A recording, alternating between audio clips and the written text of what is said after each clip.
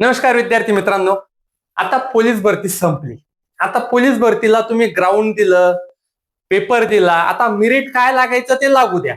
आता आपल्याला येणाऱ्या भरतीकडे फोकस करायचा आहे. कारण की बरेच साऱ्या विद्यार्थ्यांचं कसं आहे की तळ्यात मळ्यात आहे, की काठावर आहे, की होईल का नाही होणार.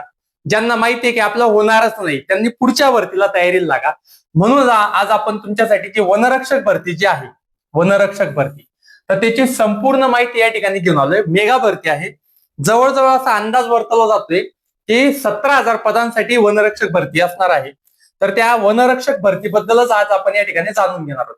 तर बघा, या वनरक्षक भरतीमध्ये काय असणार आहे, मैदानी परीक्षा असणार आहे साधारणतः 80 गुणांसाठी.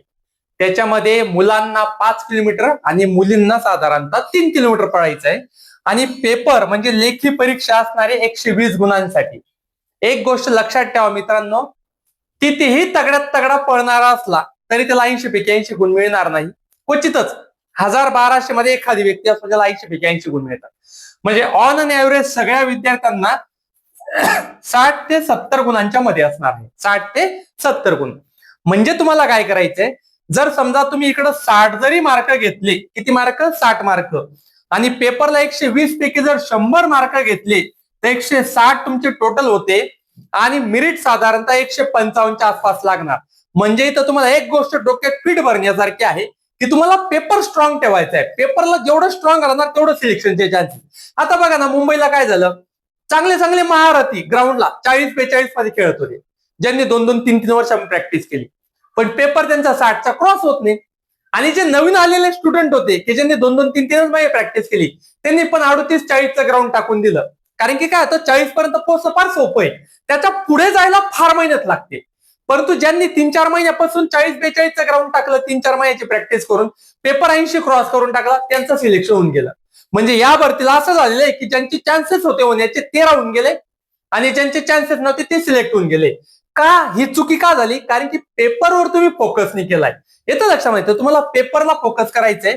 तर बघा, संपूर्ण माहिती आपण इथं वनरक्षक भरतीबद्दल संपूर्ण माहिती आपण देणार आहोत. ती माहिती सगळ्यांनी व्यवस्थित बघा मित्रांनो. बघा, फार मोठी भरती आणि खूप मोठा भारी चान्स तुम्हाला आलेला आहे. तर हा चान्स तुम्हाला गमवायचा नाहीये, ही गोष्ट तुम्हाला लक्षात राहू द्यायची. तर बघा, पदाचे नाव आहे वनरक्षक म्हणजे फॉरेस्ट गार्ड. ही ग्रुप सी ची पोस्ट आहे मित्रांनो. जसं पोलीस भरती ग्रुप सी आहे तसं वनरक्षक पण ग्रुप सी आहे. उलट पोलिसांपेक्षा 5-10 हजार पगारांना जास्तच असतो. ज्यांचं सिलेक्शन झालं नाही त्यांनी नर्वस व्हायचं काम नाही. असं समजा की याच्यापेक्षा भारी अजून कोणती संधी येणार होती आणि त्यासाठीच आपण थांबलेलो होतो. याच्या लक्षामध्ये शैक्षणिक पात्रता असणारे एज्युकेशन क्वालिफिकेशन 12वी उत्तीर्ण. 12वी उत्तीर्ण पोरं ही परीक्षा देऊ शकतात. वयोमर्यादा कमीत कमी 18 वर्ष पूर्ण असली पाहिजे. शारीरिक उंची असणारे. आता याच्यात अजून एक फायदा असा आहे, ज्या मित्रांची किंवा ज्या विद्यार्थिनींची हाईट पोलीस भरतीला बसली नाही असे सुद्धा विद्यार्थी, मुलं आणि मुली या भरतीला ट्राय करू शकतात. बघा, पुरुषांना उंची लागते 163 सेंटीमीटर आणि महिलांना उंची लागते 150 सेंटीमीटर. त्याच्यामध्ये एसटी कॅटेगरीसाठी अजून सवलती दिल्या आहेत.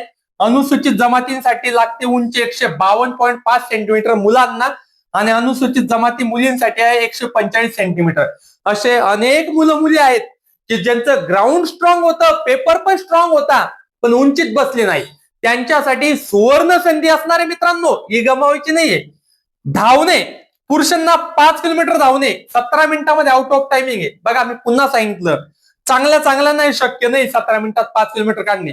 त्याकरता ज्यांची खूप जास्त प्रॅक्टिस आहे ते सुद्धा 70च्या आसपास खेळतील. आणि ज्यांना आता प्रॅक्टिस करून 3-4 महिने झाले ते 65-60च्या आसपास असतील. म्हणून मी काय सांगितलं तुम्हाला, पेपरवर जास्त फोकस करायचा आहे. आणि याला इंग्लिश ग्रामर आहे. जर इंग्लिश ग्रामर तुम्ही स्ट्रॉंग करून घेतलं तर मग काय वांधा आहे. आणि महिलांना 3 किलोमीटर धावणे 12 मिनिटांमध्ये. याचा जो टायमिंग आहे, आउट ऑफ टायमिंग मी या ठिकाणी तुम्हाला दिलेला आहे. तुम्ही काय करा, हा व्हिडिओ पॉज करून घ्या आणि व्हिडिओ पॉज करून तुम्ही ना काय करा, हा संपूर्ण टाइम वाटल्यास तुम्ही लक्षात ठेवा किंवा लिहून घ्या. आणि ते पण नाही जमलं तर काय करायचं, माझ्या प्रत्येक व्हिडिओच्या खाली डिस्क्रिप्शन मध्ये मी ही पीडीएफ टाकली असते, तिथून तुम्ही ती पीडीएफ त्या ठिकाणी डाउनलोड करू शकता. म्हणजे किती वेळ आल्यावर किती मार्क कट होणार आहे ते आपल्या ठिकाणी कळतं. बघा, 17 मिनिट आउट ऑफ टायमिंग जर काढला तर 80-80 मार्क मिळणार आहे. आणि 17 मिनिटाच्या वर टायमिंग लागला तर तुम्हाला किती मार्क मिळणार, 70 मार्क. डायरेक्ट खट करके 10 मार्क काय होतात, कमी होत आहेत. म्हणजे तुम्ही विचार करा, ज्याला 17 मिनिटं 10 सेकंद वेळ लागला त्याला बी 70 मिळणार आहे. आणि ज्याला 17 मिनिटं 50 सेकंद वेळ लागला त्याला पण 70 मार्क मिळणार आहे. आलं लक्षामध्ये. आणि मुलांचा पण टायमिंग जो आहे तुम्ही या ठिकाणी दिलेला आहे. 3 किलोमीटर धावण्याचा आउट ऑफ कसं आहे, मार्क कसे कट होतात ते सगळं मी या ठिकाणी दिलेले आहे. तुम्हाला फक्त टार्गेट ठेवायचं मित्रांनो, मुलांना 80 पैकी ग्राउंड मध्ये 60च्या आसपास राहायचे तुम्हाला आणि मुलींना पण 60च्या आसपास राहायचे. पेपर स्ट्रॉंग ठेवायचं मात्र. पेपर स्ट्रॉंग असेल तर 60 मार्काला सिलेक्शन तुमचं होऊन जाईल. येतं लक्षामध्ये.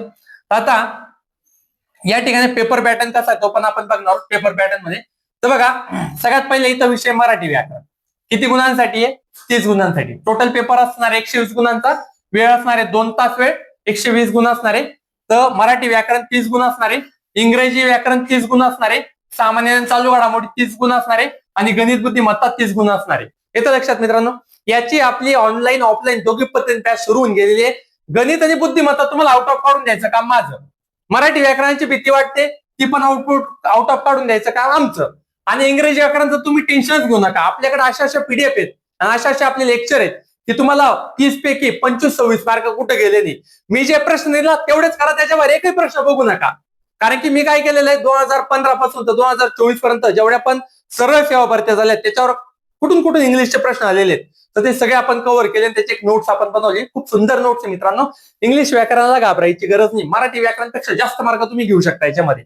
तर बघा, मराठी व्याकरण 30 प्रश्न, इंग्रजी व्याकरण 30 प्रश्न, सामान्य चालू घडामोडी 30 प्रश्न आणि गणित बुद्धिमत्ता 30 प्रश्न.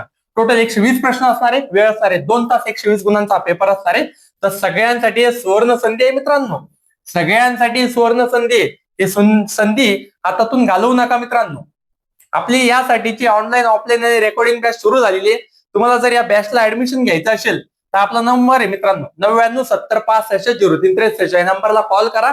ऑनलाईन घ्यायचं ऍडमिशन तर ऑनलाईन घ्या, ऑफलाईन घ्यायचं तर ऑफलाईन घ्या. बघा, पोलीस भरती आवरली, आता तिच्या नादात लागून फायदा नाहीये. का? कारण की आता तुम्ही पेपर पण देऊन आले, ग्राउंड पण देऊन आले. पोलीस भरतीचं जे व्हायचं ते होईल ना. पण आता येणाऱ्या भरतीची तयारी आपल्याला सुरू करायची.